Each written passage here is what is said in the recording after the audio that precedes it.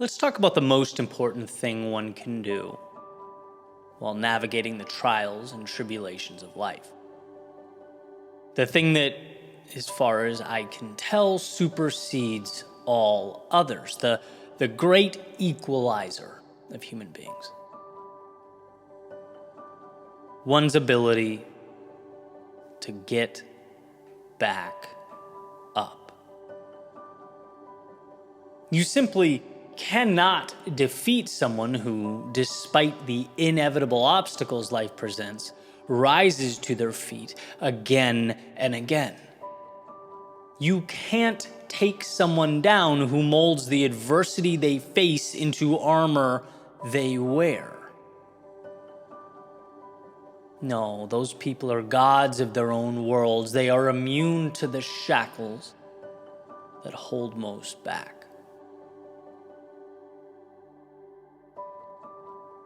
See, the world is unpredictable. It's challenging. Often it takes everything we have, right? Even the most planful and most prepared are at some point taken down. Even the most skilled will at some point find themselves outmatched. There are no perfect roads and there are no flawless performances. No one wins all the time, which implies necessarily the ones who create meaning in the world are the ones who shape it from that chaos that surrounds them. Who, when brought to their knees, refuse to roll over and look at the world from their back, but instead rise with a more thoughtful, aware, focused, depersonalized approach. Life is not happening to you, it's happening for you. It's not giving you problems, it's giving you building blocks.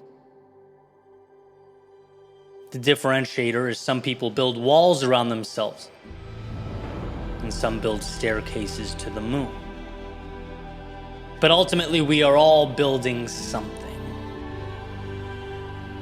And you might ask, really? Rising when you fall? That's the most important thing? More so than courage? Strength, intelligence, confidence? More than faith, contentment, success, growth, joy, more than love? And my thought is 100%, because you don't get any of those things without the ability to rise in the face of their opposites. Being those things means fighting for those things, and fighting for those things means a commitment to stand, to reach for them. Even when the world says no, even when the road is long. If you learn to rise when you're fearful, when you're tired, when you're lost, confused, or angry, if you promise yourself getting back up is not up for debate, that there will be no negotiation, that it's what you do and who you are, you simultaneously hold the world in the palm of your hand. See, most focus on avoiding the ground. And because of this, they find themselves disheartened when life is, life. We've all been there, right? Sometimes you cannot avoid falling. Sometimes the ground comes to you. Sometimes you get no say. And the ones who find meaning in the pain, who brush themselves off and carry on into the night, they're the ones with the power to change themselves and the world.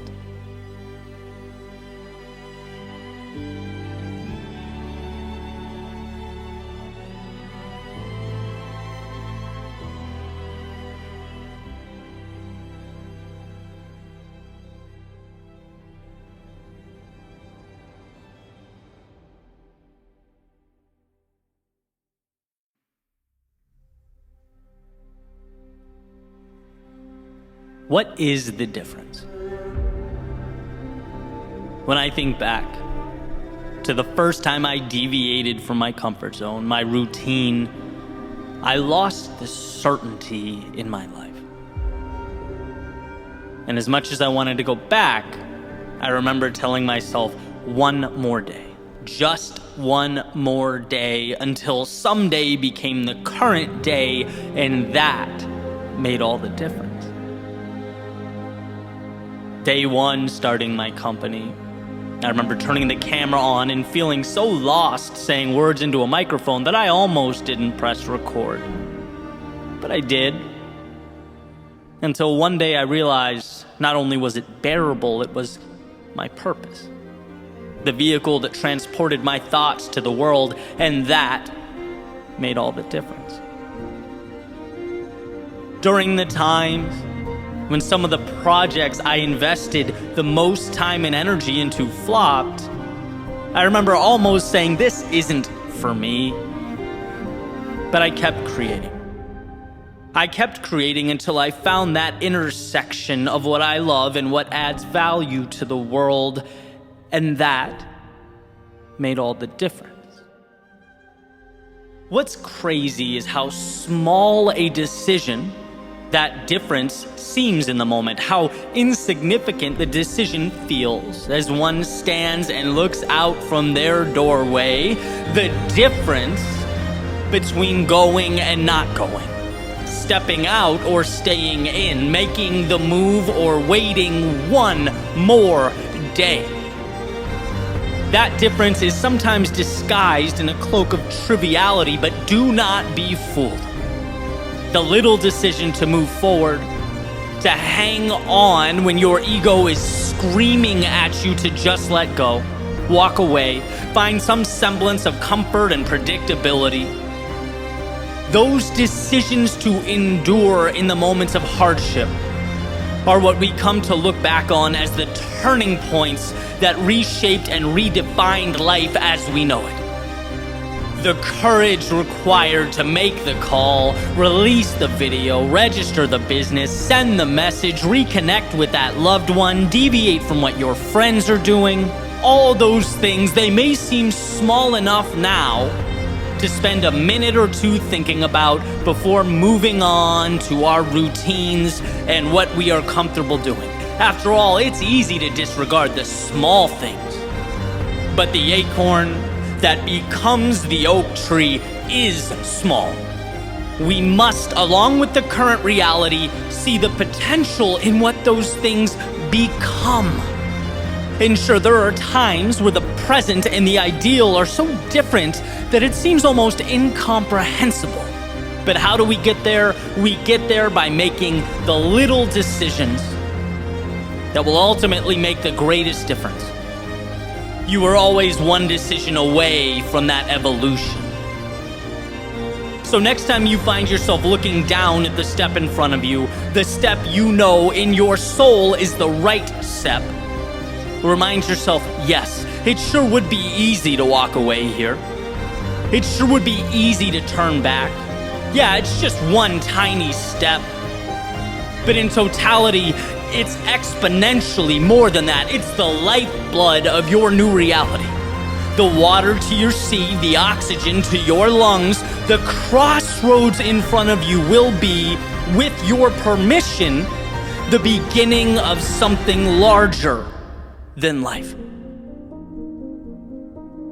It will ultimately be the difference.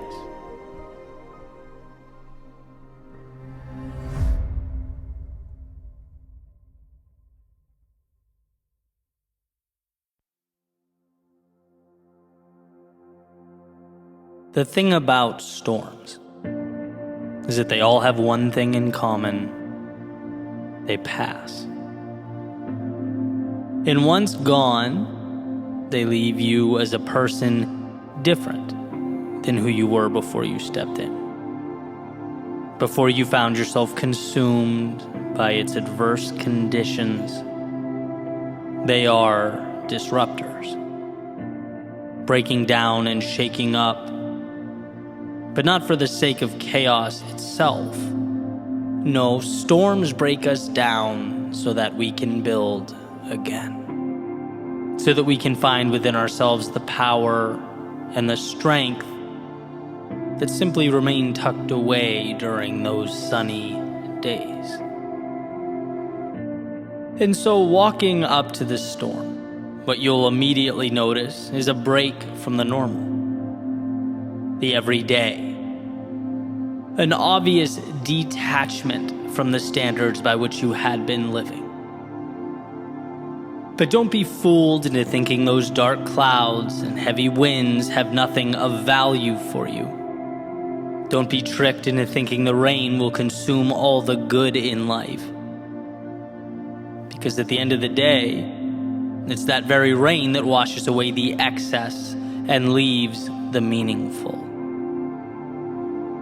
We don't grow despite the storms. We grow because of the storms. So compose yourself and embrace what's around you. Amidst the storm, you might realize that you don't want some of the things you thought you did. You might realize that life contains variables that make it incredibly unpredictable. And when old plans meet new variables, sometimes we learn that the path we were walking down requires adjustment. It needs change. Not because we were wrong, the dream was wrong, or the path was wrong, but because life is an experiment. Experiments are meant to test hypotheses and support exploration. Without the storm, sure, everything seemed fine. Everything was flawless, but in the thick of it, when the variables, the multiplicity of factors present themselves, it often paints a picture for us that we previously weren't able to see. That's okay. Ideal, even. It's life. So when amidst the storm and presented this new information, this new portrait, pivot. Grow with your understanding and newly acquired knowledge. There's no point in remaining tied to the ideas, the people, and the places that once served you, but have since run their course. Right? Growth is perspective and awareness, and as the storm shakes your foundation, it also hands you a clarity that those blue skies simply could not. So adjust, adapt, and move further into the person you are destined to become. You can't learn that on a sunny day. No, that's what storms are for.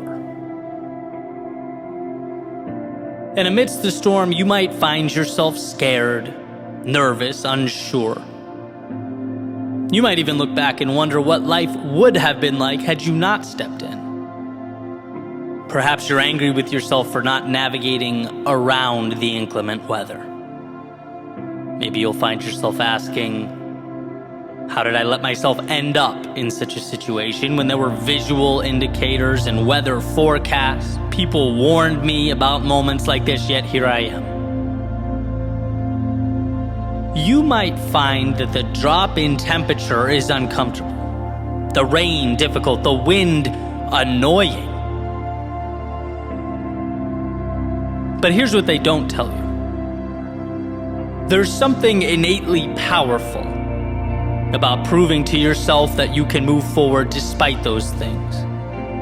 That when you're scared and step forward anyway, when you're lost but maintain your poise and trust in the process, when you're down but cling to hope, to that light at the end of the tunnel, you emerge with a different understanding of who you are.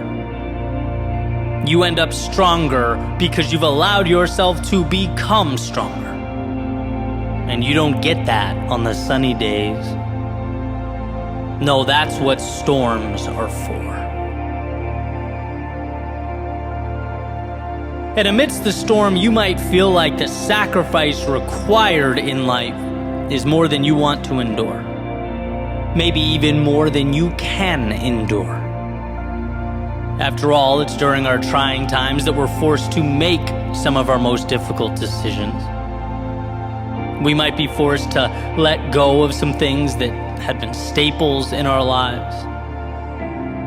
That in order to say hello to some things, we must necessarily say goodbye to others. And this hurts. Especially while it's happening, it hurts. But what you're really doing is learning to identify what matters and mitigate the things that don't support that journey. Sometimes storms teach us that growth is not about acquisition and obtaining more. And they show us instead that we've been carrying too much. That we become accustomed to surrounding ourselves with things that no longer elevate or inspire or push us. And the best way to evolve is to move forward with less. So when you see parts of yourself fade away or dissolve, hold your head up. Because when you get to the other side, you just might see that cutting away those things was more liberating than anything you could find or pick up along the way. And we're not taught this lesson on those sunny days. No, that's what storms are for. And amidst the storm, it's quite possible that you'll feel lonely from time to time. Maybe misunderstood.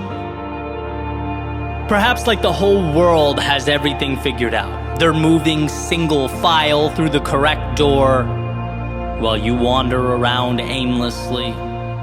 That's not true. No one has all the answers, and everyone has their storms. The question has always been, as far as I'm concerned, what will you make of yours? Because we're always presented with the decision to let our adversity define us or to find something of value in it. The opportunity hidden in plain view. You're never alone in your pain or your distress. Those things are an inevitability tied to the miracle that is life. But what you are is powerful. Powerful enough to learn in your solitude and bring that understanding back out to the world. Powerful enough to let the lessons guide you to something beautiful. Powerful enough to find the meaning underneath the turbulence. We often confuse our times of greatest transformation with setbacks. We often forget that the darkness cannot withstand a single flicker of light, and we can be that light when we trust ourselves. It's a lesson that can't be taught on sunny days. No, that's what storms are for. And that storm, that very thing you want with all your heart to avoid, it's not antithetical to your happiness or your prosperity. No, ultimately, it's how you create those things. The trials and tribulations help us look at life from different angles. They remind us what we are capable of. Show us we can do so much more than we thought, that we have in many cases been accepting a reality that is not our own, that is just the beginning. And so whether you were on the outside looking in, or at this very moment in the heart of chaos, remember, this is making you who you need to be. And sure, it never feels good in the moment. It's never exciting when it's happening. But there will be a point when you look around and see a world unlike the one you stepped away from. One in which you are stronger, bolder, wiser. One in which you have greater clarity and understanding, a better sense of who should be with you and where you are going. It's not despite, but because of the storm. that you'll rise from the ashes and from the quote-unquote misfortune to find yourself and your way.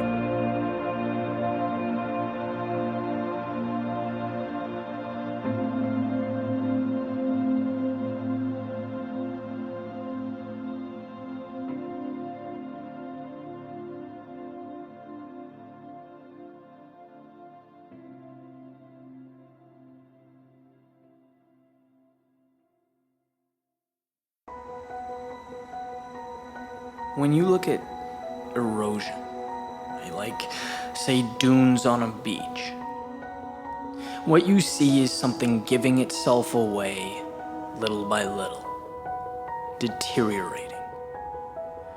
Sure, there will be events that expedite the process, but generally speaking, it's lost a little bit at a time, day by day, right in front of our eyes. Until the time comes when we realize that what we have is no longer recognizable. It's sort of redefined. And I think in a lot of ways, we find ourselves in a similar situation. The concessions we allow every day slowly redefine who we are. And it doesn't seem like much. That's the thing, it never does. Quietly detaching from what you believe, taking on an identity that doesn't quite align with who you are, doing things, being places that causes something in your gut to protest, toning down the color in your life so that you blend in. Right? These are not epic, monumental decisions. It's the drawn-out erosion of what makes you who you are. It's the chipping away of what makes you spectacular. See, the idea that now isn't permanent, so I'll just suck it up now. What's the big deal? I'll just settle for now. Let me tell you, if that's your rationale, you're forgetting how easily tomorrow becomes never and now becomes forever. We operate under an illusion that things will become easier, that change will be less strenuous down the road. We'll make things right, get back on track, be happy then. But the harsh reality is that things don't get easier than they are at the present moment. It's quite the opposite. And to disregard or ignore this is to let yourself wither away at the hands of procrastination. If you're planning to wait for that, get comfortable.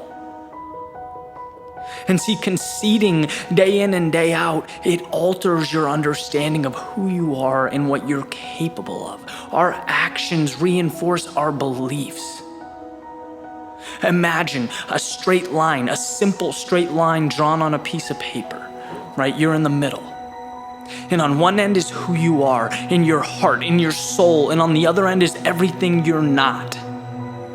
Every time you sacrifice your principle, your beliefs, every time you say, that's not me, but fine, that's not where I want to be, but okay, it's only temporary, you take a little step toward what you're not. And another step, and one day you look in the mirror and you have no clue who's looking back at you. Because you've conceded one small decision at a time, you've given away your sense of purpose. Sure, the situation is difficult, but the best things in life are the things that are not easy.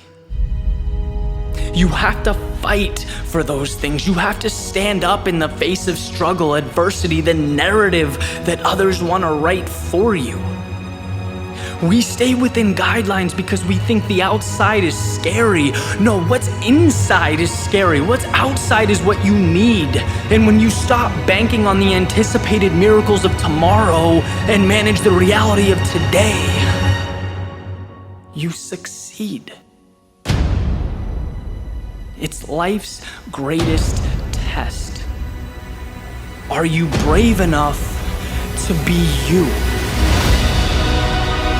Are you strong enough to fight back when you're tempted to hide, to blend in. Every time you summon the courage to stay true to yourself, it gets easier. The difficulty lessens. You become free of the mental chains you've placed around your ankles. There are certain things in life worthy of compromise. But your identity, your journey, what makes you feel alive, that is sacred ground. That is worth defending until your last breath. No one can take that because it's yours. And when you look back on your life and the amazing people in it, a life lived fully will always supersede marching through your days wearing a mask and following someone else's agenda. It's your life. It's your gift. Live it.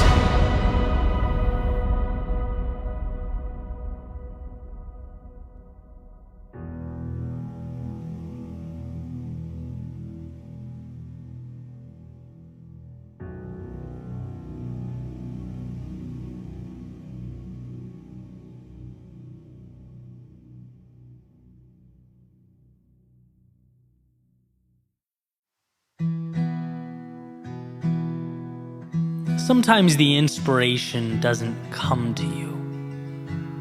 No, sometimes you have to go out and find it. When it hurts the most, when the deck seems stacked against you, when the road to travel seems to be longer than you can endure.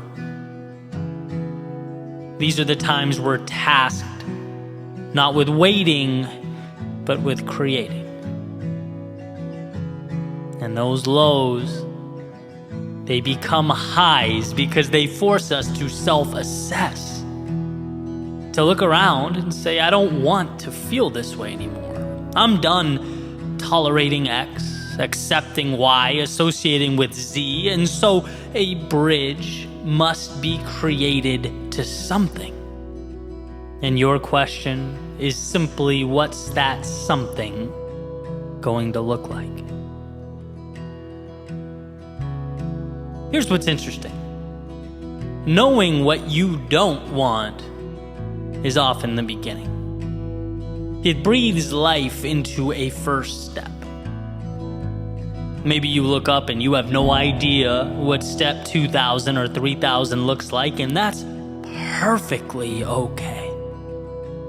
You don't need to know exactly where you're headed, exactly what the top of the mountain will look like. What took me forever to figure out is knowing that here isn't right for you, wherever here is enough. Because it is the beginning, the engine that makes it all work. You don't owe explanations. Apologies aren't required of you. All you needed was that feeling in your stomach that more is out there, and perhaps you've been depriving yourself of it for a tad too long. You just need to leave scarcity behind and train your eyes to find the abundance you exist within. The other day I saw a quick interview Tiger Woods was giving. And I'm not really a big golf guy, but when the greats talk, I listen. And those who have been following him know that he's had kind of a rocky past, right? A very public, family situation to injuries, surgeries, a recent car accident. And you can only want someone like that to rise from the ashes, right? I feel like everyone's rooting for him to rediscover the dominance he once possessed. And basically in this interview, the interviewer's asking him about day one of the Masters, where Tiger played well enough to make the cut. He survived day one and was about to continue the tournament into the weekend, but it certainly wasn't the best golf he's ever played. And so upon reflecting on it, he says, and I'm paraphrasing, things aren't the way I'd like them to feel, but I've given myself a chance. And I love the way that sounded, right? Not just because it came from a man who's been metaphorically battling uphill for what feels like some time now, but because it's how we all reemerge from our adversity. It doesn't matter what happened yesterday. Your past, all of it, the ups and downs, the bumps and bruises, they've all brought you here. And if life is one giant tournament, you've made the cut. You get to play in your Masters. Tomorrow is coming. And it brings with it the chance to right the ship, to discover the undiscovered, to find yourself again. By showing up today, you've given yourself a chance, and that is the most powerful thing one can possess, a chance. I think too often we look at what we don't have. We spend our time focusing on the holes, the blank spaces, the gaps, instead of looking at the opportunity we've created to pivot wherever we deem necessary. The flexibility is the asset, but only valuable when we recognize and utilize it. And yeah, that can feel like a tall order when we are not at our best. When we're operating at a level that, let's say, is less than ideal. It's easy to see all the problems we're going through as supporting evidence that the world is bigger than us, that we are outmatched by life. But really, all these things that have come together to create our current state, they're nothing more than life providing you a chance, an opportunity to turn the page. I'm a tiger. Those lows, those setbacks, and perhaps even the personal anguish one would assume would accompany those things. They've given him the gift of now, and he recognizes that. Just like everything that has paved the way for you has done the same. It's created the conditions from which you can now grow, further evolve. Providing a little nudge towards those things we need to do, but maybe sometimes drag our feet a little too long. So when the world throws you curveballs, how about seeing the situation as a chance to hit off speed, to step up to the plate and make something of what we thought was misfortune? When one trades, it's happening to me, for it's happening for me, you're presented advantages that were previously unavailable. They weren't there. And not because they didn't exist. They weren't there because they weren't recognized. Because perhaps you saw the very thing that could help you as the thing that would hurt you. But regardless, here you are, sharpened by the mistakes you made and shaped by the lessons you learned. You are here. Not to relive the past, but to create a new reality, write a new chapter, walk a new path. You are here. And wherever next happens to be, let it unfold. Because you chose it. Let it evolve because it's who you are. Leave the stands and make your way to the stage, where sure, the stakes are higher, but so is the upside. I often talk about the power of looking over our shoulders at those highs and lows from time to time. Not because they have power over us, but because they have made us powerful. Look at all you've endured. See all that you've overcome, and for what? Well, to put it simply, for the gift currently at your fingertips. The chance to say years from now that sure, you lost yourself. Things became chaotic, confusing, convoluted. Maybe you were unsure. Maybe at times you even felt alone. But those times, the same times that could have kept you down, instead reminded you what you were capable of becoming. You don't get the light at the end of the tunnel without walking through the darkness. And so to remember that all this has unfolded to bring about something beautiful on the other side, well, that just might be the perspective that you've needed, that you've left behind. The world will only give you what you ask for. And so right here, right now, instead of accepting a continuation of your past,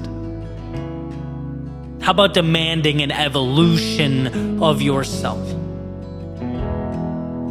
That game of life awaits. And so for your sake and the world's, don't be afraid to play.